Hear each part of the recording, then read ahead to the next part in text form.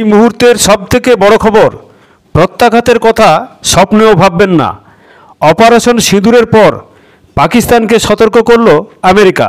হামলা এবং পাল্টা হামলার জেরে পরিস্থিতি যাতে যুদ্ধের দিকে না গড়ায় তা মাথায় রেখে পাকিস্তানকে ফোন করে সতর্ক করল মার্কিন বিদেশ সচিব মার্কো রুবিও। হোয়াইট হাউসের একটি সরকারি সূত্রের দাবি অনুযায়ী রুবিও স্পষ্ট জানিয়েছেন, সন্ত্রাসবাদীদের বিরুদ্ধে পদক্ষেপ করার সম্পূর্ণ অধিকার রয়েছে ভারতের। পহেলগামে জঙ্গি হামলা ও ২৬ জন মৃত্যুর বদলার হুঁশিয়ারি আগেই দিয়েছিল ভারত। হামলার ঠিক ১৫ দিনের মাথায় মঙ্গলবার মাঝরাতে নিয়ন্ত্রণ রেখার ওপারে ৯টি জায়গায় ক্ষেপণাস্ত্র হামলা চালায় ভারত। গুড়িয়ে দেওয়া হয় লস্কর ই তৈবা সহ অন্যান্য জঙ্গি সংগঠনের হেডকোয়ার্টার। এই অভিযানের নাম দেওয়া হয় অপারেশন সিঁদুর। এই হামলার কথা স্বীকার করে নিয়েছে পাকিস্তান।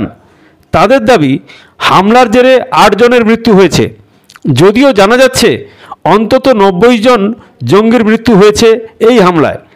আহত হয়েছেন আরও বহু। ভারতের হামলার পরই পাল্টা জবাবের হুঁশিয়ারি দিয়ে বিবৃতি পেশ করা হয় পাকিস্তানের তরফ থেকে। পরিস্থিতি যুদ্ধের দিকে গড়াতে পারে এই আশঙ্কায় এবার তৎপর হলো আমেরিকা। হোয়াইট হাউস সূত্রে জানা যাচ্ছে, ভারতের হামলা এবং পাকিস্তানের পাল্টা জবাবের হুঁশিয়ারির পর পাকিস্তানের নিরাপত্তা উপদেষ্টার সঙ্গে ফোনে কথা বলেন মার্কিন বিদেশ সচিব মার্কো রুবিও। পাকিস্তানকে স্পষ্ট ভাষায় তিনি জানিয়ে দিয়েছেন, সন্ত্রাসবাদের বিরুদ্ধে ব্যবস্থা নেওয়ার পূর্ণ অধিকার রয়েছে ভারতের।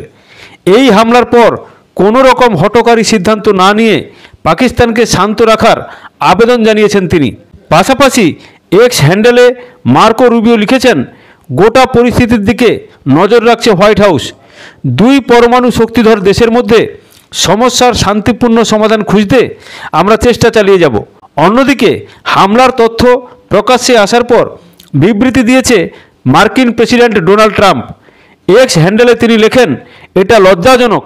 আমি চাই দু দেশের এই সংঘাত তাড়াতাড়ি থামুক। অনেক দিন ধরে ওরা লড়াই করছে, পাকিস্তানের এবার থামা উচিত। খবরের সাথে থাকবেন, ভালো থাকবেন। ভালো লাগলে চ্যানেলটিকে লাইক, সাবস্ক্রাইব, কমেন্ট করবেন। ধন্যবাদ, নমস্কার।